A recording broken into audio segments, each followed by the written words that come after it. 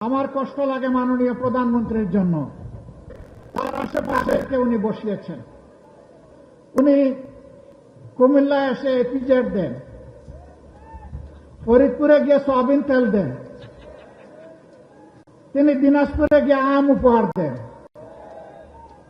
সিলেটে গিয়ে 9.5 ঘন্টা উপহার দেন, সংসদে গিয়ে প্রাথমিক বিশ্ববিদ্যালয় উপহার দেন, আর কক্সবাজারে এসে বলেন যে বিরোধী দল এই বাজেটে মাদক এবং ধূমপান জাতীয় দ্রব্যের ট্যাক্স বাড়ানো হয়েছে বলে বিরোধী দল তার বিরুদ্ধে প্রতিবাদ করে মিছিল করেছে। মিথ্যা, ভুয়া।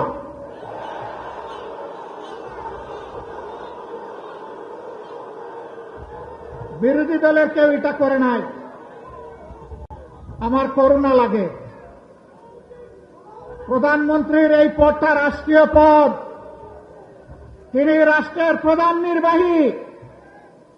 তার দিকে তাকিয়ে বিশ্বের জনগণ বাংলাদেশকে হিসাব করবে। তার মুখ দিয়ে যদি অনবরত এই সমস্ত ভুলভাল কথা বের হতে থাকে, বাংলাদেশ লজ্জিত হবে, ক্ষতিগ্রস্ত হবে। এদেরকে চিহ্নিত করুন। যারা আপনাদেরকে ভুল বুঝাচ্ছে, আপনার সম্মান মানে বাংলাদেশের সম্মান যারা ধ্বংস করছে, এদের ব্যাপারে ব্যবস্থা নিন। নইলে ক্ষতিগ্রস্ত শুধু আপনি হবেন না, গোটা জাতিকে আপনি ক্ষতিগ্রস্ত করবেন। এবারকার বাজেট বিরোধী দল প্রতিক্রিয়া জানাবে, খুবই স্বাভাবিক। এটা গণতন্ত্রের এসেন্স, এটা গণতন্ত্রের সৌন্দর্য। এতে রাগ করার কি আছে? অল্পতে ধৈর্য হারালে 18 কোটি মানুষের দায়িত্ব পালন করবেন কিভাবে? হ্যাঁ, জনগণ সমর্থন দিবে, প্রশংসা করবে। জনগণ যখন দেখবে জন আকাঙ্ক্ষা বাস্তবায়নে আপনি এবং আপনার সরকার আন্তরিক। আমরা চেয়েছিলাম জনগণের সকল সমস্যার সমাধান সংসদে হোক, সরকার চায়নি। আমাদেরকে তারা ঠেলে দিয়েছে জনগণের কাতারে। যদি গণভোটের রায় মেনে নেওয়া হতো, আজকের এই বিভাগীয় সমাবেশের প্রয়োজন হতো না। এতগুলো মানুষকে ত্যাগ স্বীকার করে এখানে আসতে হতো না। আপনারাই বাধ্য করেছেন। সংসদে আমরা এই দাবি উত্থাপন করেছিলাম, আলোচনা হয়েছে, আপনারা ফেলে দিয়েছেন।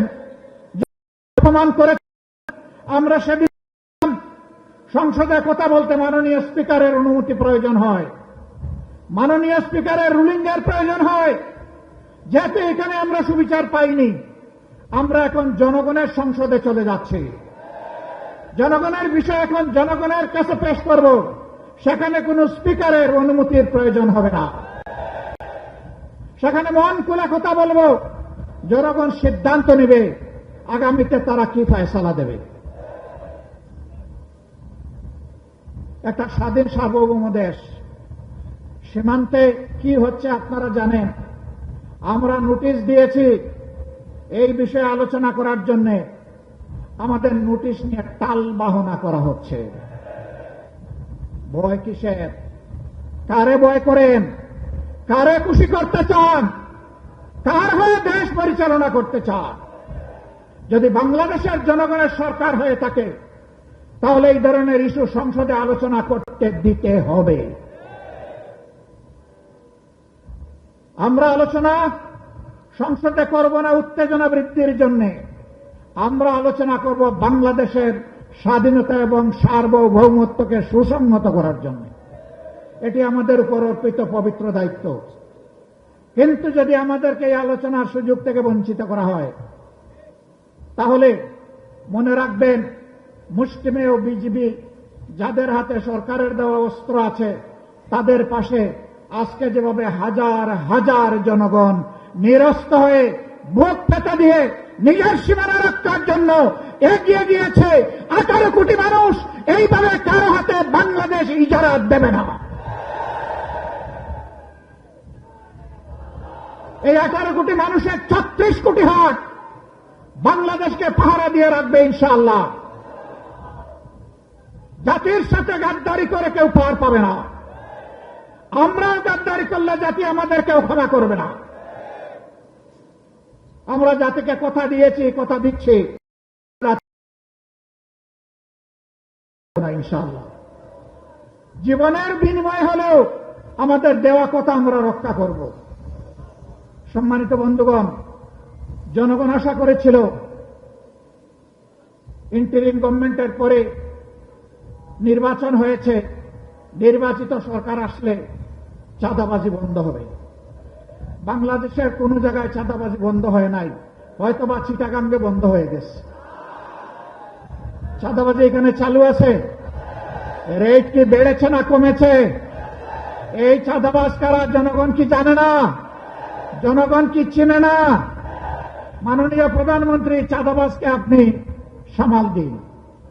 আপনি কথা দিয়েছিলেন আপনি ক্ষমতায় আসলে দুর্নীতির টুটি চেপে ধরবেন।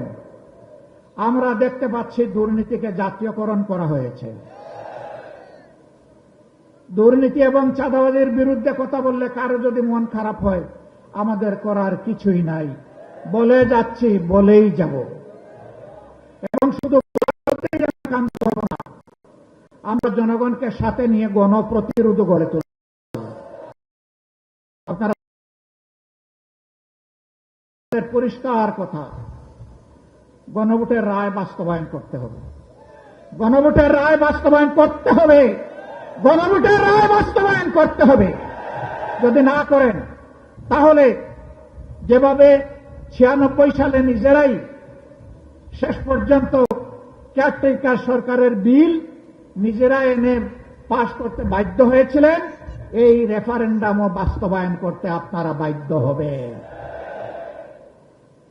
ভালোই ভালোই মেনে নিন, জনগণকে রাজপথে ফেলে দিবেন না।